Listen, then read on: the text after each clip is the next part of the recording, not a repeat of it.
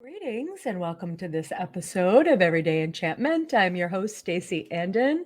And today I want to talk about a question I have been asked over and over and over again by friends, by clients, by I think maybe I've answered this question standing in line at a Starbucks, which is how did I know it was time to get divorced, to be separated from my first husband?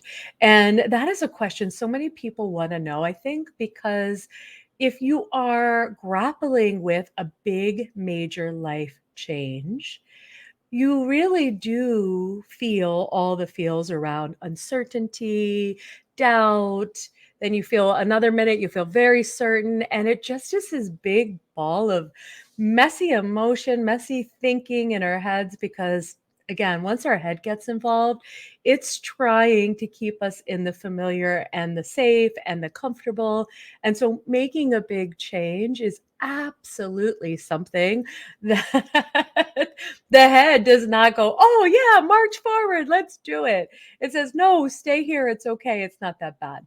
It's like the cliche, the devil I know is better than the devil I don't know. So, how did I know? How did I decide to make that choice? I want to step you through that story so that you can pull pieces of what I did and try them out for yourself. This is not, hey, do exactly what Stacey did.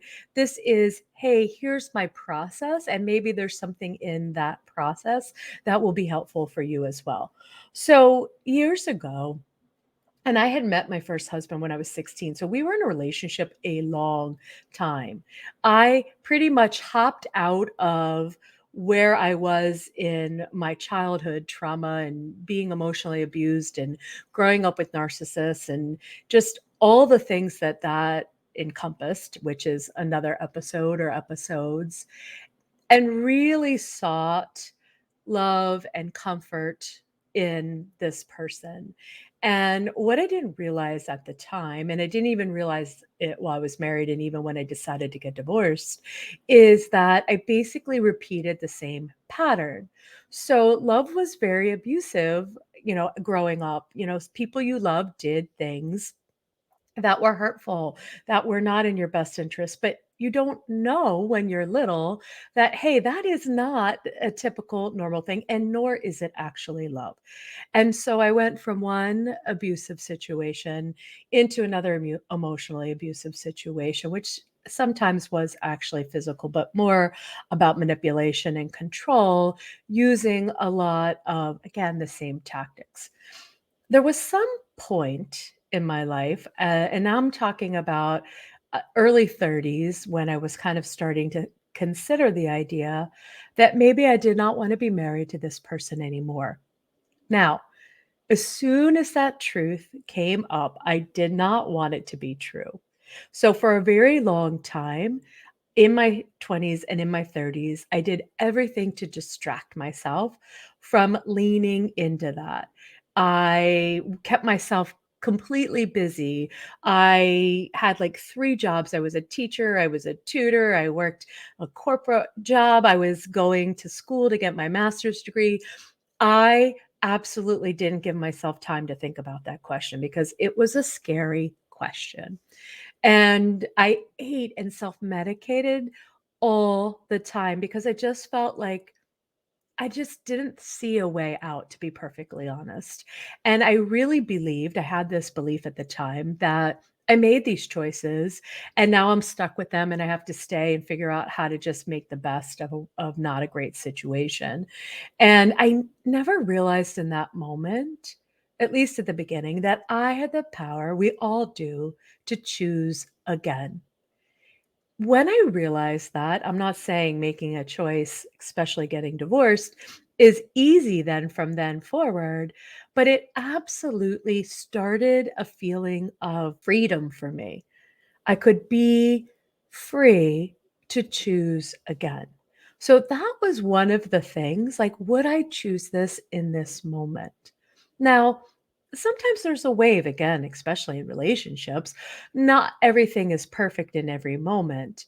So it's not just like, oh, I just want to I'm unhappy in this half a second and now I'm deciding to leave. It's more of like, let me go deeper into this and really feel, not at my head level, because like I said, my head was busy keeping me busy, but at a very heart soul level. Do I choose this? And I didn't know the answer, to be honest with you, right away. Some days the answer would be yes, some days the answer would be no. It took some time, like years for me really to kind of snuggle up to this idea that I could walk away. And here's at the heart of it. Well, there were two things that I want to share with you. One is the biggest thing stopping me in that moment was the fear of the unknown. What is going to happen to me? I had my head telling me, you're going to die alone. You're never going to find love again. You're going to just, your life's going to get worse. And this is the trap that our mind kind of sets up for us, that it's like all change is going to be worse off than wherever we are.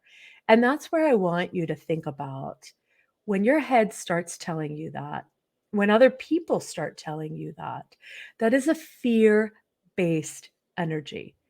We can be with the fear, we can be with the freak out, and we don't have to jump in the pool with it and say, "Oh, yes, this is true, and my life is actually going to be worse." So we have to kind of lean into what our mind is doing with an observer mindset and say, "Well, what if that's not actually true?" Now, again, at the beginning, all of this was flailing around within me, and I flailed. I flailed with it. But I really did have to say to myself at one point, and I know everybody's waiting for like the moment, and there's always an answer from me that says there isn't one perfect moment. There's a tipping point, and there was a tipping point for me where I realized I was less scared of the unknown than I was staying in what was known.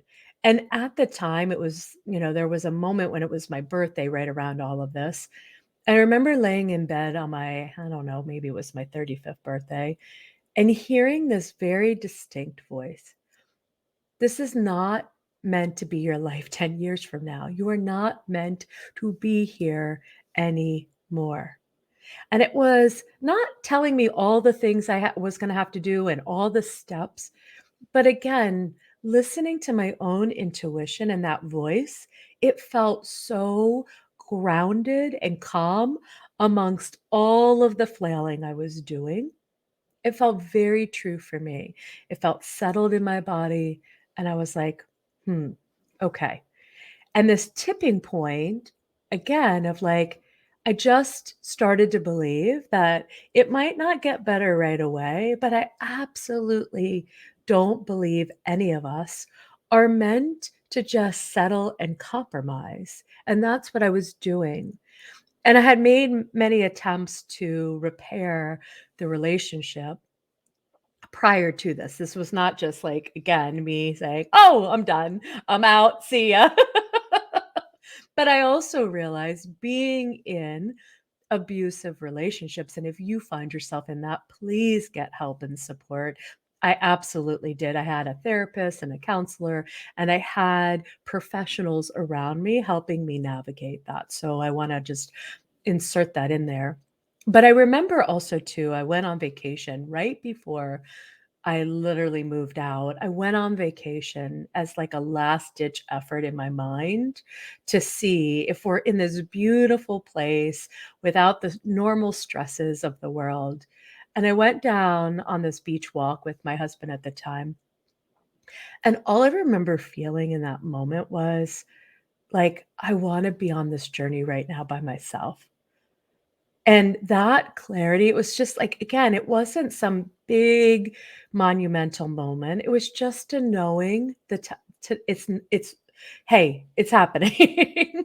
And again, there is no perfect moment. I had it in my head that I was going to leave in enough time before the holidays that I would be fine for the holidays. I left in October. I was a mess, a shit show. For the first holiday, and then probably for the second holiday, I wasn't much more emotional groundedness. I was pretty messy. And that's what happened. And, again, This is about coming back to you, finding the voice within, finding however, maybe it's not a voice, maybe it's just a knowing or a sense, or you get some sign, but listening, taking that pause to really be truthful with yourself, to ask yourself, am I choosing something because I feel like I have to? Because I don't have the power, I feel trapped. If we're feeling trapped by our choices, that's a place to really spend some time being curious and asking ourselves what's going on, what's underneath this. And a lot of times, if it's fear, again, fear doesn't necessarily mean, oh, I'm doing it wrong and I need to choose something different. It's just like, again, snuggling up to that, befriending it, and really understanding, why is it here? What's going on? Is it related to, again, the way I've totally grown up in the world, which was, again, I just take what I take and I'm just okay with that. That was my belief system coming out of so much trauma and then popping into a marriage where I had a very similar experience, particularly at the end of the marriage, and realizing for myself, like, the universe, God, spirit, love, whatever you want to call it, I don't think we're here just to be in these spaces like this. Yes, pain is part of the human experience, but the suffering that I was in, these systems I was in where I didn't feel empowered, I didn't feel like I truly could be who I wanted to be and be supported, not perfectly, however, supported in a way. We both brought our traumas into that marriage, and for a variety of reasons, it didn't work. And so, again, this question of like, how do I know? How do I know when to leave a job? How do I Here's what I know now that I didn't know then, that would have been really helpful, is what if you trusted whatever decision you made in this moment, again, using that grounded soul compass, truth, intuitive center, whatever you wanna call that, you know, it whatever you decide is okay. Whatever you choose is gonna move you, right, forward in some way, and coupled with that, you always have the power to choose again. So if you make a choice and it's like, "Ooh, I don't know what I was thinking," and this can go for little things and could go for bigger things. Choose again, begin again. And that right there, using this kind of intuitive compass, it's not 100% foolproof. However, it absolutely wants to steer us or empower us for us to steer ourselves in ways that connect us to balance and groundedness and joy, enchantment, not to keep us in the hamster wheel of suffering and such. So I hope that's helpful. Everybody's asking me that all the time. How do you know? How do you know? How do you know? There's my answer. Don't always know exactly. Sometimes it's a little trust, it's a little intuitive, it's truth mixed in there, and then taking a step and experimenting and seeing exactly how that works. Once I made the step, I went through a lot of pain, just kind of disentangling myself from that life that I had created. However, every time I felt, sad or grief or anger or what have you, I always felt very grounded that I had made the right decision for me. So, as much as it would be like there would be moments I was like flailing again, it never felt like in that flail, "Oh my god, you made the worst decision of your life." I never felt that. It was like, "No, keep moving through processing these things.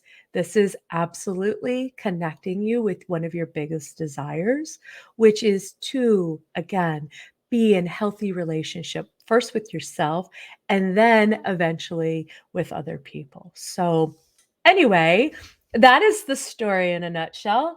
Tell me what you think. Pop over to my Facebook group, Everyday Enchantment. Let's chat about this or anything else you have questions about when it comes to intuition. And I can't wait to talk to you again for the next episode. So see you on the flip side. Have a beautiful day today, tomorrow, this week. That's it for now, loves. Thank you for tuning into this episode. Get all the juicy details and links we've mentioned in the show notes. If learning more about how you can use your own enchantment to live a oh hell yes life, come get your own coaching session with me by going to staceyandon.com and signing up for my homepage.